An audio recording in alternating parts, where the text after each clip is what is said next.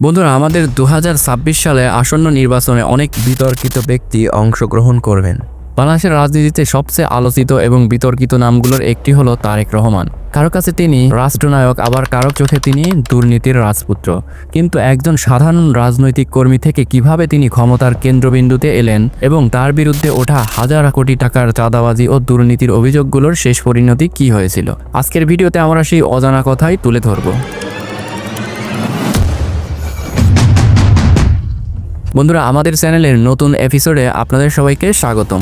আজ আমরা কথা বলবো তারেক রহমানকে নিয়ে, তার রাজনৈতিক উত্থান, হাওয়া ভবন এবং তার বিরুদ্ধে আনা বিভিন্ন অভিযোগ, যার মধ্যে 21শে আগস্ট গ্রেনেড হামলা, 10 টাক অস্ত্র মামলা থেকে শুরু করে অর্থ পাচারের মতো গুরুত্বপূর্ণ অভিযোগগুলোও রয়েছে। এই ভিডিওতে আমরা কোনো পক্ষ না নিয়ে প্রাপ্ত তথ্যের ভিত্তিতে তারেক রহমানের রাজনৈতিক জীবনের একটি পূর্ণাঙ্গ চিত্র তুলে ধরার চেষ্টা করব। জানতে পারবেন কিভাবে তার নাম ক্ষমতার বিকল্প কেন্দ্র হিসেবে পরিচিতি পেয়েছিল এবং বর্তমানে লন্ডনে নির্বাসিত জীবন থেকে তিনি কিভাবে বাংলাদেশের রাজনীতির কলকাঠি নাড়ছেন। তাই ভিডিওটি শেষ পর্যন্ত দেখার অনুরোধ রইল।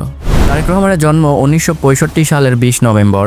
তার বাবা ছিলেন বাংলাদেশের সাবেক রাষ্ট্রপতি জিয়াউর রহমান এবং মা ছিলেন সাবেক প্রধানমন্ত্রী বেগম খালেদা জিয়া।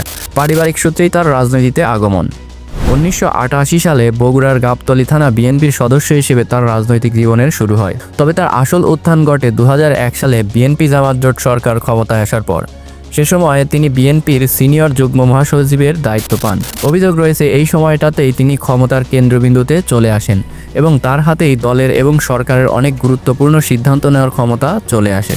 2001 থেকে 2006 সাল পর্যন্ত বিএনপি সরকারের সময়ে ঢাকার বনানীতে অবস্থিত হাওয়া ভবন হয়ে ওঠে আলোচনার কেন্দ্রবিন্দু। এটি ছিল বিএনপি চেয়ারপারসনের রাজনৈতিক কার্যালয়, কিন্তু খুব দ্রুতই এটি একটি বিকল্প সচিবালয় বা বিকল্প ক্ষমতার কেন্দ্র হিসেবে পরিচিতি লাভ করে। অভিযোগ অনুযায়ী দেশের বড় ব্যবসায়িক চুক্তি, সরকারি টেন্ডার এবং প্রশাসনিক নিয়োগ সবকিছুই নিয়ন্ত্রিত হতো এই হাওয়া ভবন থেকে। বলা হয়ে থাকে তারেক রহমানের নেতৃত্বে একটি সিন্ডিকেট এখান থেকে দেশ পরিচালনা করত।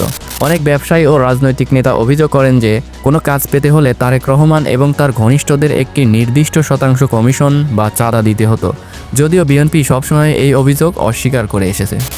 তারেক রহমানের বিরুদ্ধে সবচেয়ে গুরুত্বপূর্ণ অভিযোগগুলোর মধ্যে অন্যতম হল 2004 সালের 21শে আগস্ট গ্রেনেড হামলা মামলায় তার সংশ্লিষ্টতা। তৎকালীন বিরোধী দলীয় নেত্রী শেখ হাসিনাকে হত্যার উদ্দেশ্য চালানো এই হামলায় 24 জন নিহত হয়।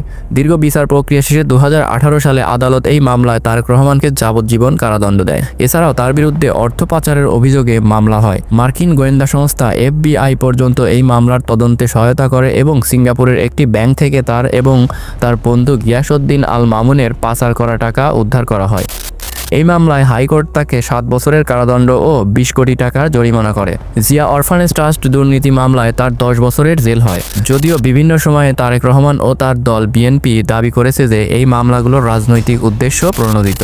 2007 সালে তত্ত্বাবধায়ক সরকারের আমলে দুর্নীতি বিরোধী অভিযানে তারেক রহমান গ্রেপ্তার হন। প্রায় 1.5 বছর কারাভোগের পর 2008 সালে তিনি চিকিৎসার জন্য প্যারোলে মুক্তি পেয়ে লন্ডন যান এবং এরপর আর দেশে ফিরে আসেননি। বর্তমানে তিনি লন্ডন থেকে বিএনপির ভারপ্রাপ্ত চেয়ারম্যান হিসেবে দল পরিচালনা করছেন। লন্ডনে বসেই তিনি ভিডিও কনফারেন্সের মাধ্যমে দলের নেতাকর্মীদের নির্দেশনা দেন এবং রাজনৈতিক কর্মকাণ্ড পরিচালনা করেন। তার এই দূরবর্তী নেতৃত্ব নিয়ে দলের ভেতরে ও বাইরে নানা আলোচনা সমালোচনা রয়েছে।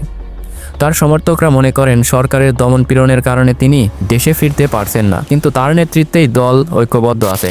অন্যদিকে সমালোচকরা বলেন একজন দণ্ডপ্রাপ্ত পলাতক আসামি হিসেবে তার রাজনীতি করার নৈতিক অধিকার নেই। তো তারেক রহমানের কাহিনী থেকে আমরা কি দেখতে পাই? একদিকে রয়েছে রাজনৈতিক উত্তরাধিকার, বিশাল জনপ্রিয়তা এবং দলের ওপর নিরঙ্কুশ নিয়ন্ত্রণ।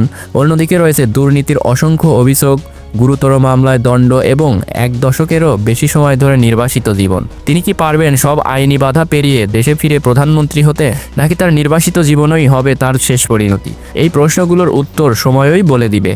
তবে এটা নিশ্চিত যে বাংলাদেশের রাজনীতিতে তারেক রহমান এক গুরুত্বপূর্ণ চরিত্র, যাকে উপেক্ষা করার কোনো সুযোগ নেই। আজকের ভিডিওটি আপনাদের কেমন লাগলো? তারেক রহমানের রাজনৈতিক জীবন নিয়ে আপনার মতামত কি? অবশ্যই কমেন্টস বক্সে জানাতে ভুলবেন না। ভিডিওটি ভালো লাগলে অবশ্যই একটি লাইক দিবেন এবং আপনার বন্ধুদের মাঝে শেয়ার করে দিন। বাংলাদেশের রাজনীতি নিয়ে এমন আরও গভীর বিশ্লেষণমূলক ভিডিও দেখতে চাইলে আমাদের চ্যানেলটিকে সাবস্ক্রাইব করে বেল আইকনটি প্রেস করে দিন।